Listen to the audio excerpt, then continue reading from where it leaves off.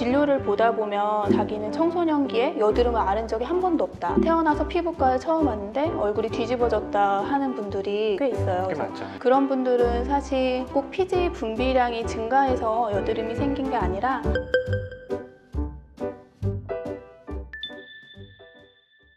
안녕하세요. 저희는 브라더의 피부과 전문의 김현우, 피부과 전문의 김수환입니다. 저희 피부과를 찾아주시는 분들 중에 많이 고민하시는 것들이 이제 여드름이잖아요. 근데 여드름이 다 같은 여드름이 아니라 청소년기의 여드름, 성인이 됐을 때 여드름, 이게 크게 두 개로 나눌 수 있죠. 이런 것들이 원인이나 증상이 좀 다르고 그거에 따라서 치료점도 조금 다른데요. 같은 여드름이라고 좀 오해하시는 분들이 많은 것 같아요. 그래서 저희가 이번 시간에는 청소년 여드름과 성인 여드름의 차이점을 알아보도록 하겠습니다. 일반적으로 저희가 여드름이라고 부르는 것은 어떤 것일까요? 이 그림을 보시면 모낭과 피지선은 한 구조를 이루고 있는데 이 부위에 생기는 만성 염증이 여드름입니다. 다양한 면포와 염증성 병변들이 혼재되어 있는 양상으로 나타나게 되는데요. 염증성 붉은 병변들을 동반하고 있는 것을 여드름이라고 합니다. 저희가 처음에 여드름을 겪는 게 빠르면은 초등학교 고학년, 일반적인 경우에는 중학생, 고등학생 때 딱 겪게 되잖아요. 왜 하필이면은 그 타이밍에 여드름이 발생하고 그럴 때 일반적으로 어떤 형태로 여드름이 보이는지 설명을 좀 부탁드립니다. 보통 2차 성징이 시작되는 시점에 여드름이 나타나게 되는데 피지 분비량이 증가하면서 이마나 코 부분에 여드름이 나타나게 됩니다. 보통 이제 저희가 일반적으로 알고 있는 여드름은 청소년 때 2차 성징에 의해서 피지선이 많이 분포하는 곳에 생기는 게 일반적인 청소년 여드름의 양상이잖아요. 그죠? 네. 그럼 성인 여드름은 청소년 여드름과 어떤 원인과 분포의 차이 이런 게 좀 있나요? 일단 성인 여드름은 청소년기에 여드름을 앓았던 사람이 계속해서 지속되는 경우도 굉장히 많은데 진료를 보다 보면 자기는 청소년기에 여드름을 앓은 적이 한 번도 없다. 태어나서 피부과에 처음 왔는데 얼굴이 뒤집어졌다 하는 분들이 꽤 있어요. 꽤 많죠.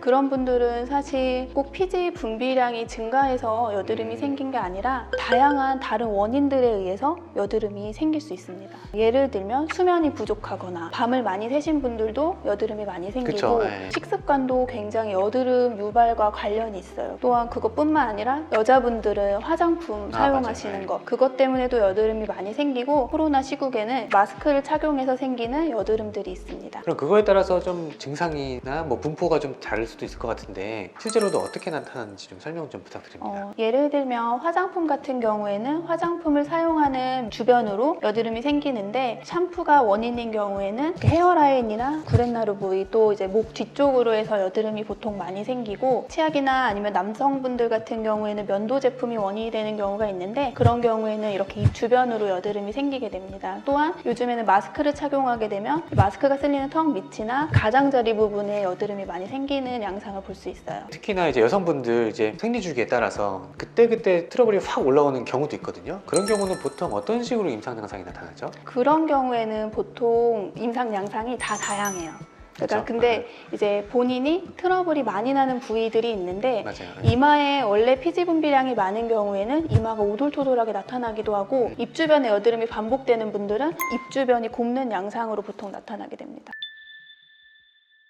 아까 이제 말씀하신 것 중에 또 이제 음식물과 여드름과의 관련성을 궁금해하시는 분들이 되게 많거든요. 실제로도 이제 먹는 음식과 여드름 발생은 좀 연관성이 있다고 보시나요? 굉장히 관련 있고 혹시 그런 분들 보신 적 없으세요? 남자분인데 여드름이 그동안 없었는데 가슴이나 목에 여드름이 산발적으로 나타나는 경우가 있어요. 있죠. 예. 그런 분들 딱 보면은 보통 운동을 시작하셨고 맞아요. 단백질 보충제 복용하고 있으신 분이 많은데 그런 단백질 보충제에는 유청 단백이 들어있잖아요. 네. 그런 유청 단백은 그 IGF-1이라는 인슐린 유사 성장인자가 분비를 증가시키는 물질이 들어있는데 피지 분비량이 증가하고 피지 분비량이 증가함에 따라서 여드름이 생기게 돼요.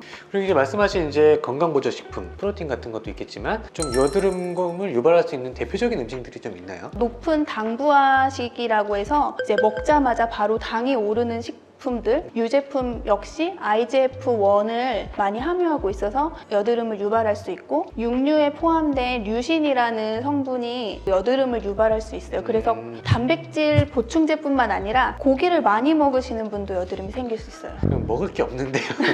여드름에 좋은 음식은 네. 오메가3 그런 것들이나 아니면 비타민이 있는 채소 같은 걸 먹는 게 여드름에 사실 좋습니다. 지금 말씀을 쭉 들어보니까 성인 여드름은 전형적인 원인이 없다 보니까 원인 찾기가 쉽지 않아 보이거든요. 근데 만약에 이렇게 원인이 잘 안 찾아지는 경우에는 보통 어떻게 치료를 하게 되나요? 성인 여드름인 상태에서 오시면은 피지 분비량이 당연히 많은 분도 있지만 대부분은 피지 분비가 저하되어 있고 얼굴이 건조하고 굉장히 예민한 분들이 많이 있어요. 맞아요. 네. 특히 여성분들 화장품이나 마스크에 의해서 여드름이 나는 분 같은 경우에는 피부 장벽 기능이 굉장히 떨어져 있는 경우가 많아서 그런 분들한테 강한 스케일링을 권하면 오히려 더 탈이 나는 경우가 있어서 가벼운 압출 관리와 그리고 피부 장벽을 회복시켜주는 LDM이나 혈관 레이저 같은 치료를 하고 먹는 약 치료까지 병행하는 게 훨씬 도움이 돼요. 일반적인 청소년 여드름 치료는 뭐 피지 분비 억제제, 뭐 염증을 줄이는 항생제 같은 걸 주로 쓰는데 이제 성인 여드름에서는 좀 다른 것 같네요. 성인 여드름 환자분들이 오시면 문진을 굉장히 자세하게 해야 돼요. 그래야 될 것 같아요. 보통 저는 환자분한테 항상 하는 말이 지금 쓰고 있는 화장품 말해보세요 라고 하거든요. 그러면 보통 스킨, 로션부터 말하는데 그게 아니라 클렌징부터 얘기를 들어야 돼요.